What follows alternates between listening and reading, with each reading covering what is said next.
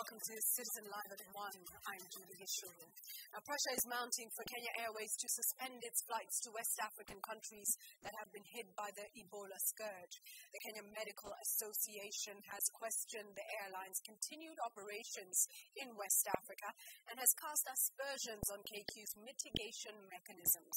KMA Chair Eli Opot has also raised concern about the country's preparedness in preventing the disease from being brought into Kenya. Kenya Airways top management is currently held up in a meeting to discuss the future of its flights to the affected West African countries. The key thing to preventing such outbreaks is to control them, is prevention, so that it does not come in the first place. And prevention means that you must have proper screening measures. And that proper screening measure means trained personnel, not just in Nairobi, because it's not just Nairobi airport we are talking about. There are borders in other places. There are other means of traveling when people come in this country. And as an association, we're saying, do we still have to continue exposing our country for the sake of other private interests? Well, now we move to Parliament, where the Committee on the Administration of National Security is trying to determine what criteria exactly was used to determine areas where police recruitment exercise was nullified. Kendagor Obadia is at Parliament right now. He's got the latest for us. Kendagor, tell us what's been happening this morning, who's spoken before the committee, and what have they said? Good afternoon to you, Julie. What is happening in this committee today is they're looking into the cancellation of the police recruitment exercise in 36 centers. And the issues that are coming up, Julie, the members are actually concerned. They're trying to know whether those 36 are the actual areas that have problems.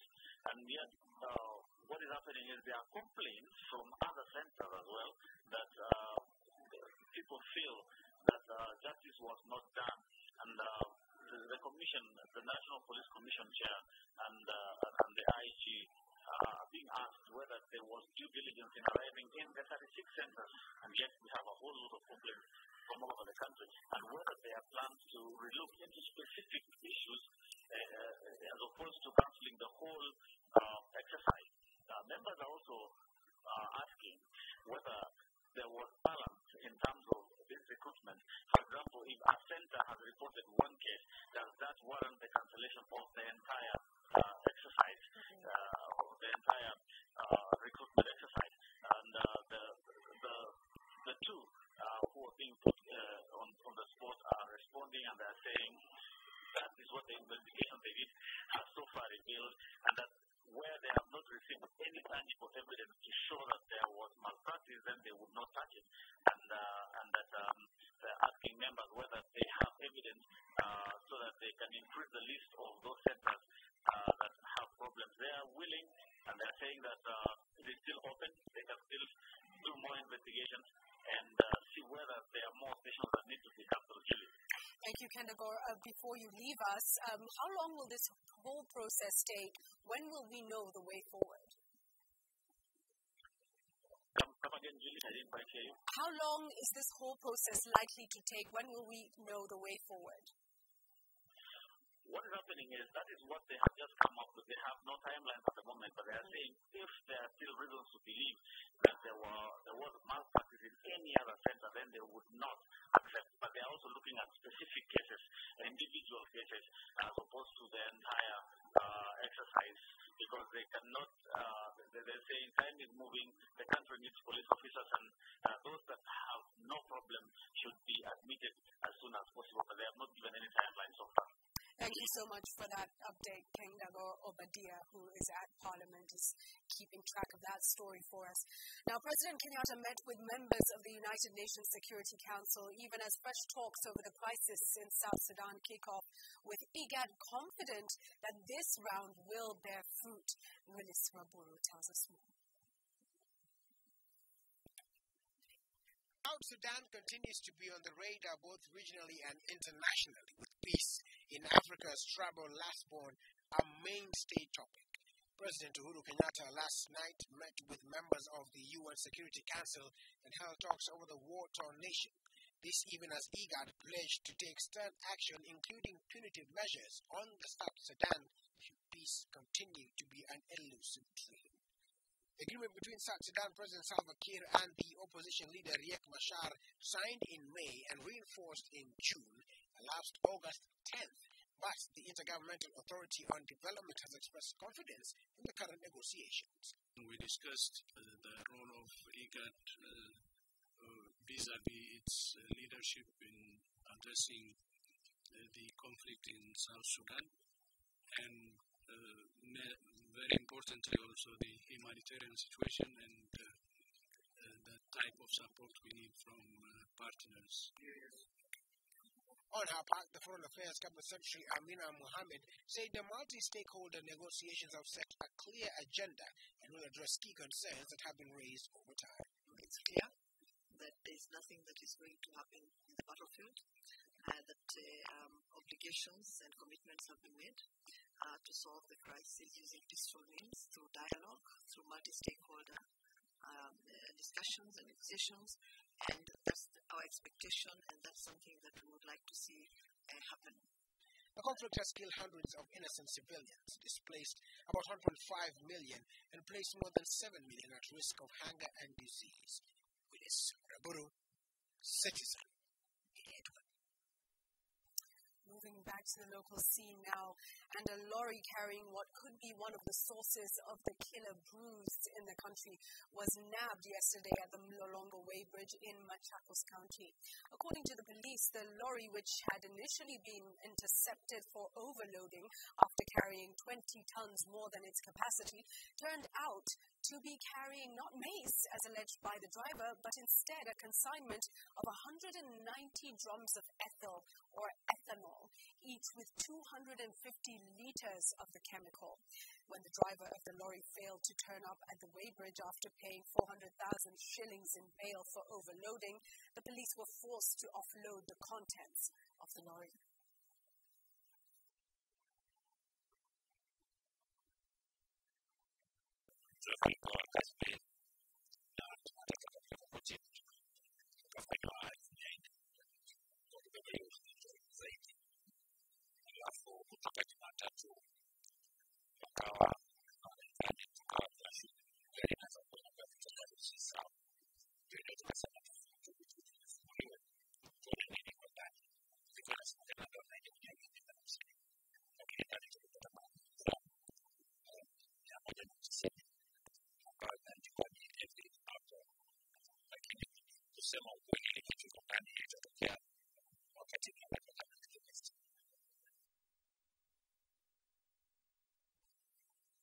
Two inmates at the Wajir GK prison have been quarantined following an outbreak of hepatitis B.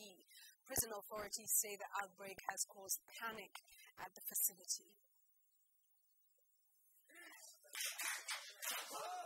They may be dancing away their problems here. This may well be a smokescreen for the fear that's in their hearts. This coming after two inmates developed worrying symptoms. Their eyes turned yellow and they had to be rushed to the district hospital for medical review. And when they got there, the news was disturbing. These patients were confirmed to be having hepatitis B. The question arising being how the disease got through the prison walls, as the doctor explains how it was transmitted. If someone gets transfused with the blood that is having hepatitis B, the person gets hepatitis. Sexual contacts also can lead to hepatitis B. People who use needles that are not sterile, are not previously used by other individuals who are having hepatitis B also can have hepatitis B. The number one cause being through contact with blood. Hepatitis B is a serious liver infection caused by the hepatitis B virus, HBV. The infection may become chronic, leading to liver failure, liver cancer, or cirrhosis, a condition that causes permanent scarring of the liver. There is no cure for hepatitis B yet, but if you're already infected, precautions can help prevent spreading the virus to others. symptoms. The treatment of hepatitis B is also quite difficult. It's not something which can be easily treated. But the good thing is that hepatitis is preventable through vaccination. Signs and symptoms of hepatitis B usually appear about 3 months after one has been infected. Meanwhile, 5 people, among them an army officer, died and 14 others sustained serious injuries when a matatu they were traveling in collided head-on with an army vehicle at the Kambiti black spot along the busy SUDAN highway. Hassan Farah tells us more. The tragic accident happened last night when a matatu which was heading to Nairobi from Nanyuki crashed head-on with a KDF Land Rover which was ferrying soldiers from Kahawa Barracks in Nairobi to Isiolo. 2 ladies died on the spot while an army officer and a male passenger died while being rushed to the Thika Level 5 hospital.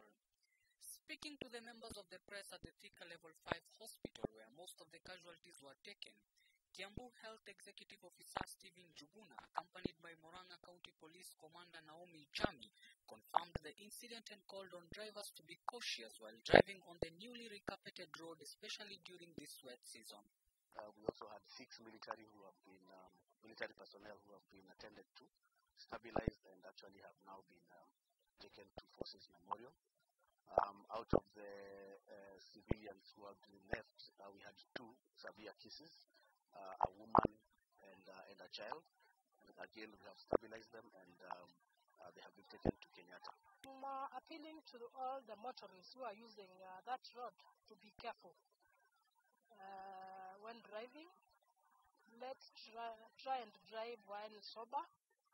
And if you feel fatigued, please give that vehicle to another person or park it for the safety of the people you are carrying. 3 soldiers who sustained serious head injuries were transferred to the Armed Forces Memorial Hospital in Nairobi, while 2 civilians critically injured in the accident were rushed to the Kenyatta National Hospital.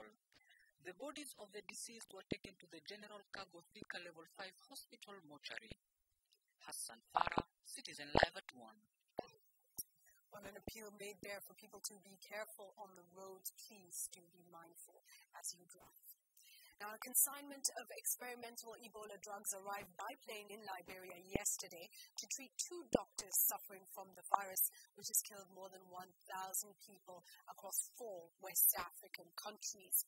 These patients are the first Africans to receive the drug. The consignment of the drug known as Zedlop arrived in 2 boxes on a commercial flight from the United States and was carried by Liberia's Minister of Foreign Affairs Augustine Gafwan and was unloaded at the VIP terminal, according to a witness who spoke to Reuters. It will be taken to a hospital in the capital and administered to Liberian doctors Zukunis Island and Abraham Borbo, who officials say contracted the disease while attending to patients, including a late colleague.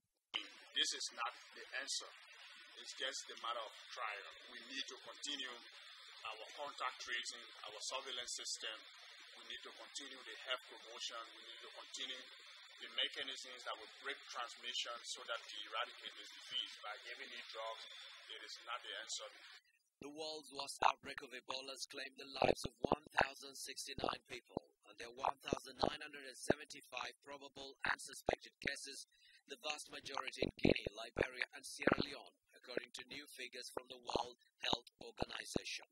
3 people have died in Nigeria. The UN Health Agency said only around 10 to 12 doses of the drug have been made. This raises difficult ethical questions about who should get priority access. The doctors will be the first Africans to receive it, though it has been given to a Spanish priest who later died, and 2 U.S. aid workers who are reported to have shown signs of recovery. Authorities are also concerned that ZMAP's unproven status could leave them open to the charge that humans are being used as guinea pigs. The World Health Organization said this week that 170 healthcare workers had been infected and at least 81 had died. Well, as we mentioned earlier, here in Kenya, pressure is mounting on Kenya Airways to suspend its flights to West Africa. The Kenya Medical Association has questioned the airline's continued operations in that region.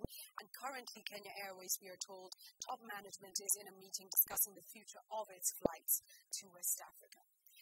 Now, the circumcision season in Western Kenya has serious economic implications for those involved directly and indirectly as well. Families of the initiates spend heavily feeding a steady flow of guests, while friends and relatives also spend liberally on gifts for the families of the boys. As Gatete Njoroge reports, the rich and the poor, the MP and the voter, all have to dig deeper to satisfy an expensive cultural practice.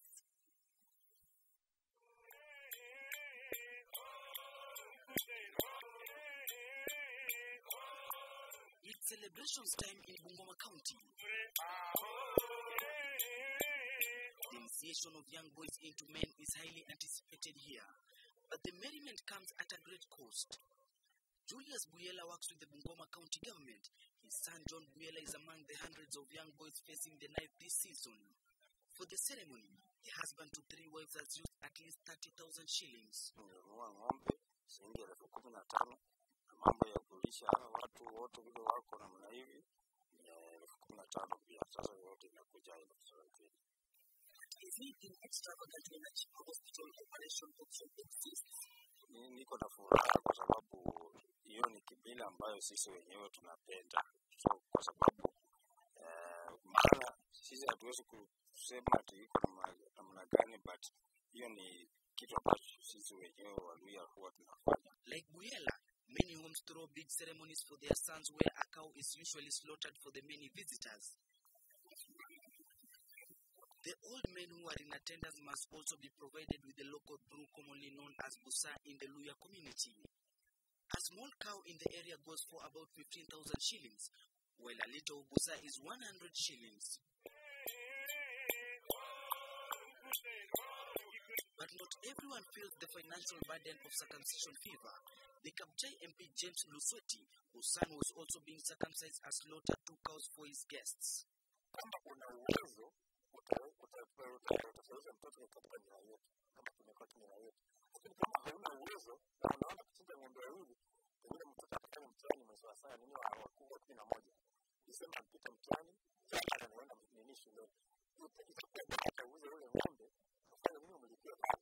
At the Webuye market, the impact of circumcision session on the region's economy is evident.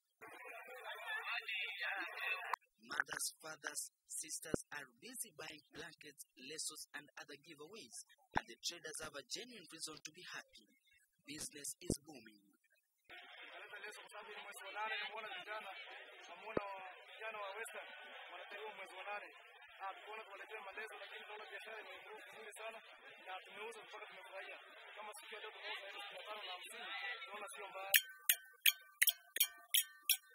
Indeed, the circumcision session, like all festivals, comes with its bills. While others sow their hard-earned savings to gain respect and acceptance, others are reaping handsomely from the same.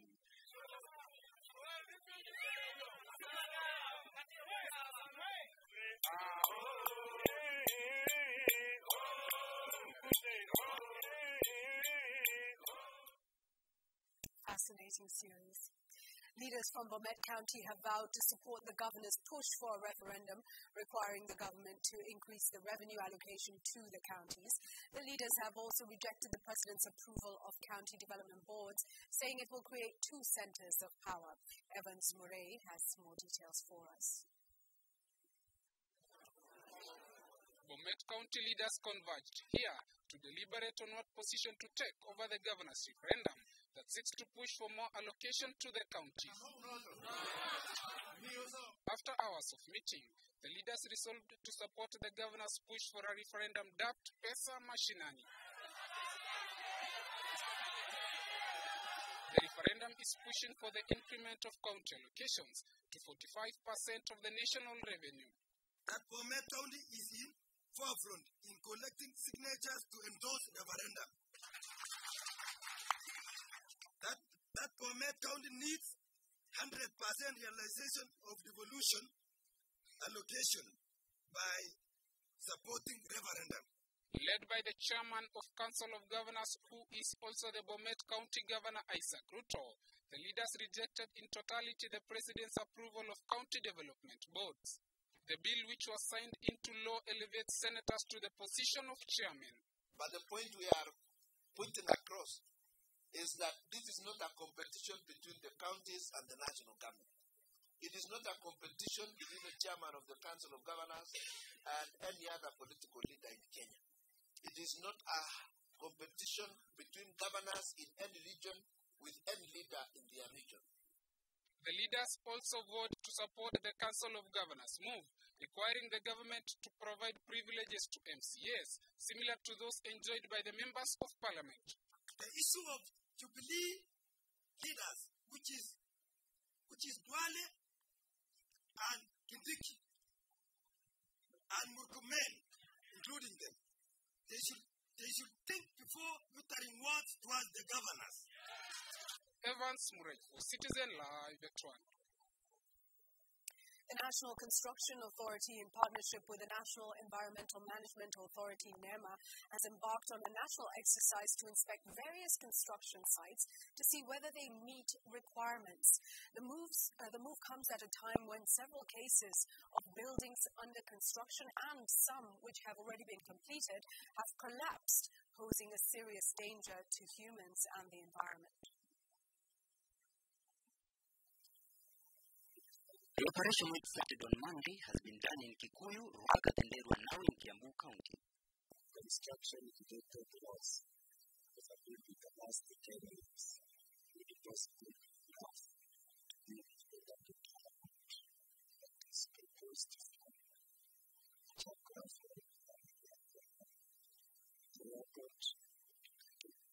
The operation aims at stopping construction which do not meet set standards such as lack of occupational certificate, lack of a signboard to show construction, and lack of protective equipment on the sites of construction, among others.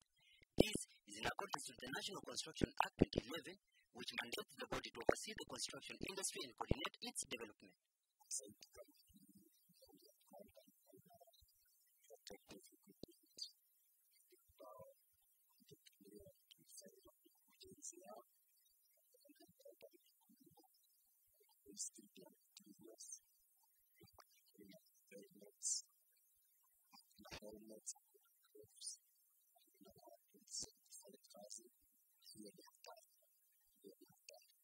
The National Construction Authority also mandated to promote and ensure quality assurance in construction industry.